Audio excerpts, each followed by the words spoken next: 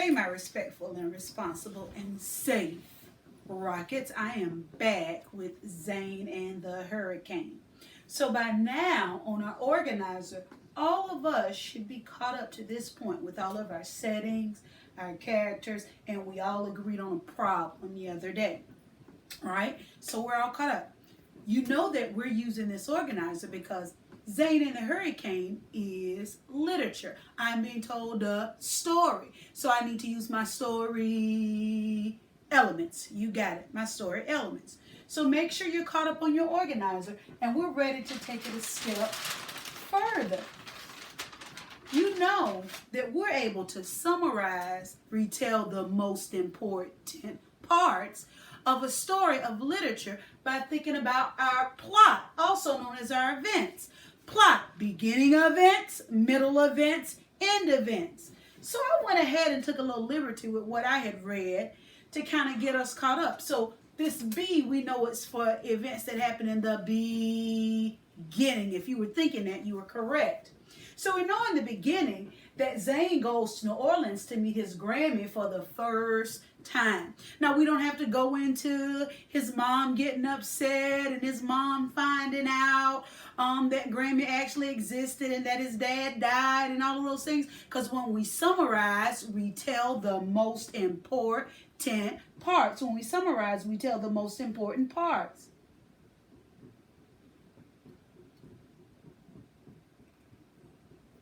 We tell the most important parts. I forgot to set my timer, Rockets.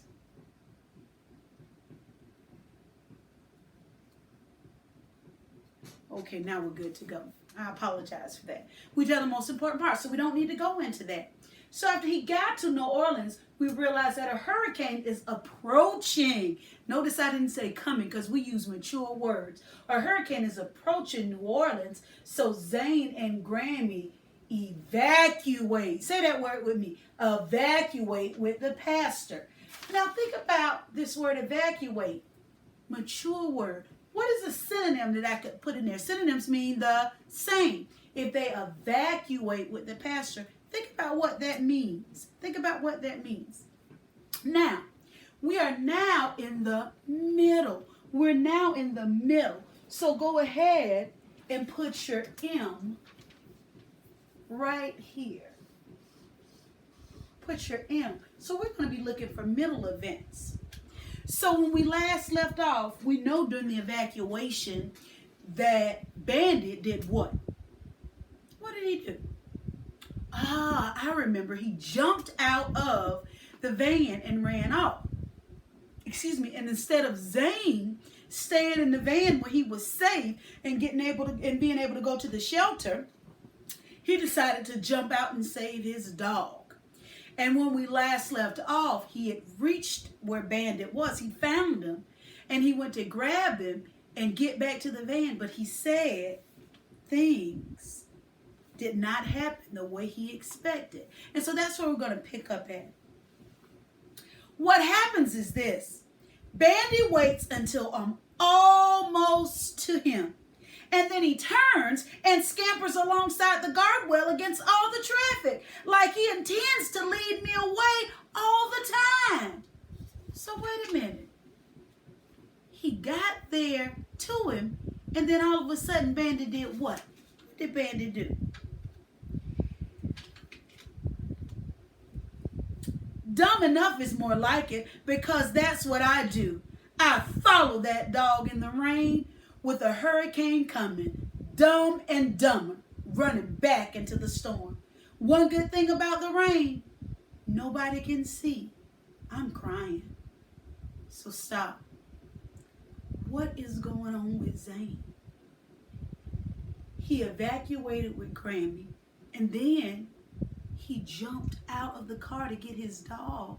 He almost had his dog, and then his dog did what? Wait a minute, how is Zane feeling? And I think it's more than sad. Yeah, I hear you saying he's crying and he's sad, but I think it's more than sad. A hurricane is coming. He's separated from his grandma. He's stuck out in the rain. How would that make you feel? Take it beyond sad.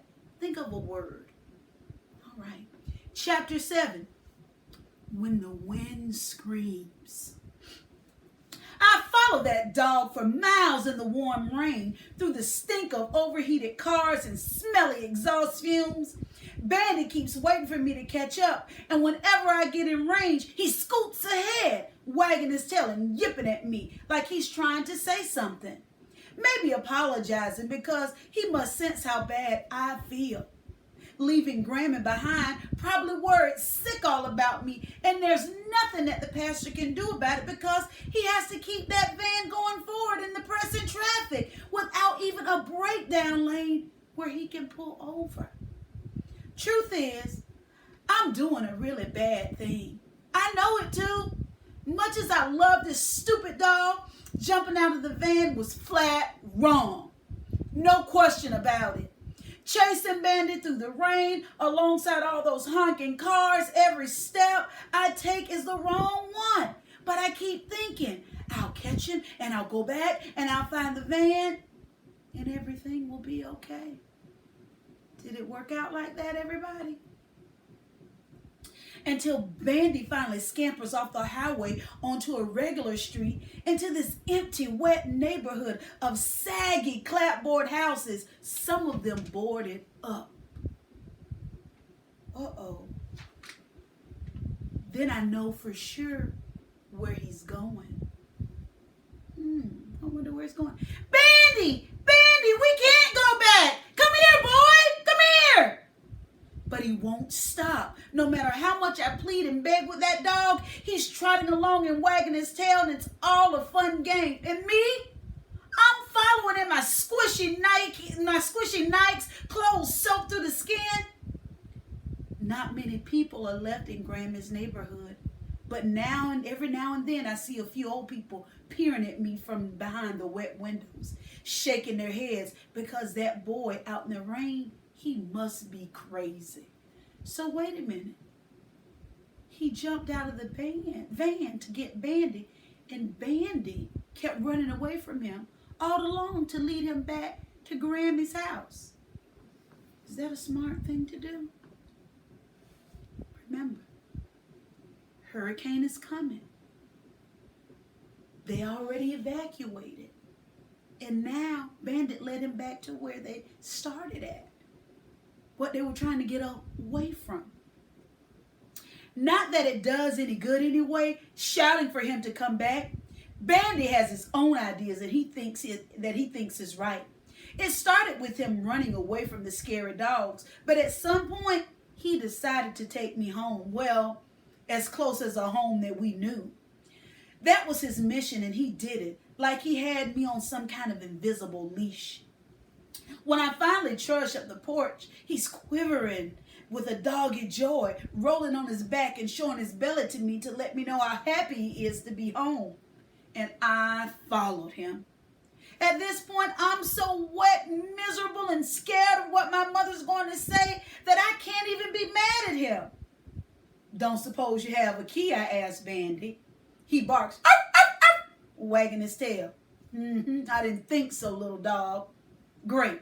So now I have to break into my great-grandmother's house, which probably makes me a criminal. I certainly feel like one, eyeing the other houses on the block to see if anybody's watching. Nobody home, or if they are there, they're not showing themselves. I try the windows, find one that's not locked, force it up, and shimmy inside, landing with a thump. Then I open the front door and let Bandy in. He's like a little sponge shaking drops in all directions, and I'm not much better. I get a bunch of towels from the bathroom and try to dry us off, but the dog thinks this is a game, and somehow we both end up wetter than when we started. Bet you're hungry, boy, hey? He barks as if to say yes. No surprise. Bandy's always hungry. Your food is in the church van, I tell him. Maybe we can find something in Grammy's cupboards. There are cans on the shelves, mostly soups. Turns out Bandit likes beef stew. I have some myself, not bothering to heat it up. Tastes kind of weird that way, but I'm so hungry, it doesn't even matter.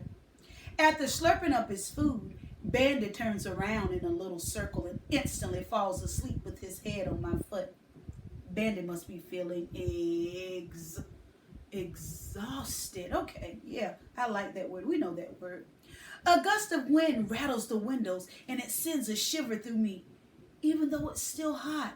Funny thing, I never expected to find the house so lonesome. The place was full of Miss Trissy and all her stories and her pictures and songs, and for some reason, me and Bandy don't seem to fill up the empty quietness of the house. Thinking about it only makes me feel worse. So I slip my foot out from under the dog and go to that big old black telephone and make that dreaded call to my mom. If you dread something, you're not looking forward to doing it. Why? Why is Zane dreading calling his mom? Why is he not looking forward to call his mom? Go back in. Think about details from the text that we've already read. I'm slotting the numbers in the rotary dial. Remember that rotary dial? Round one number, round the next number. Heart pounding, afraid of what she'll say. From the moment I slipped out the van, I knew I have to make this call. But that doesn't make it easier. She picks up on the first ring and goes, "Tell me you're okay." "I'm okay, Mom. We're at Grammy's. That's where Bandy ran to." I explain how my cell phone is in my backpack and the backpack is in the church van, so I couldn't call until I got to Grammy's house. I tell her how sorry I am for what happened, but it wasn't my fault. I had to do it. Mom cuts me off and says, "We'll deal with that later, young man. Your poor great-grandmother is in a state, of course. Pastor Daniels called the police from his vehicle to report a boy lost on the highway, but obviously they didn't find you. With an entire city evacuating, the cops have their hands full. But as soon as we hang up, I'm going to call them and wait on the line as long as it takes and give them your location. When they show up, young man, you will let them take you to a storm shelter. There will be no arguments on this subject." "But what about Bandy? I heard on the radio the shelters don't allow pets." "I said no argument, Zany." She means it, so I just shut up.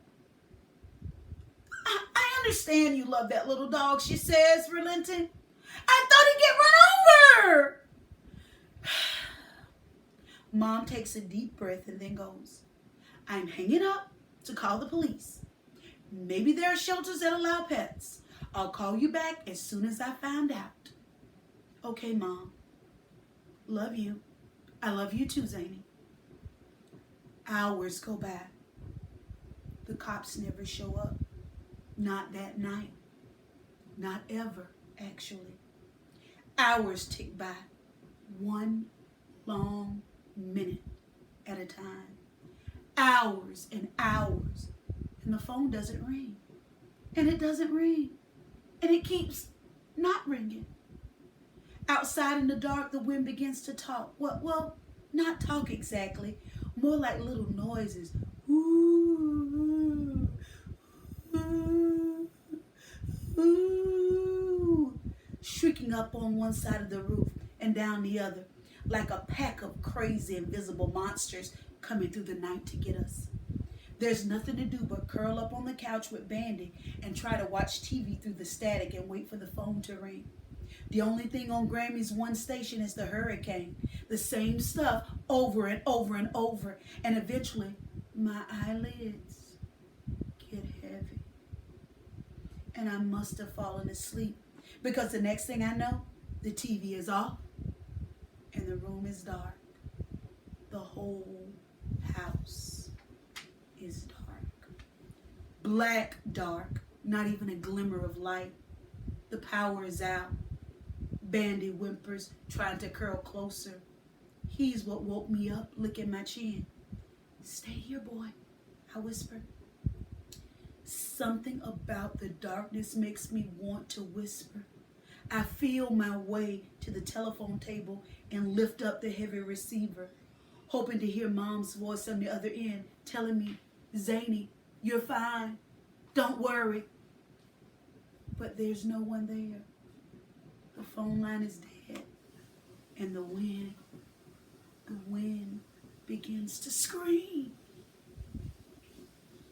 All right, Rockets, I'm going to stop right there. We'll pick up on chapter 8. We're now in the middle. Right, the event that ended up. Where is Zane at now? What has happened to him since he evacuated the van, chasing after Bandit? Where have they ended up?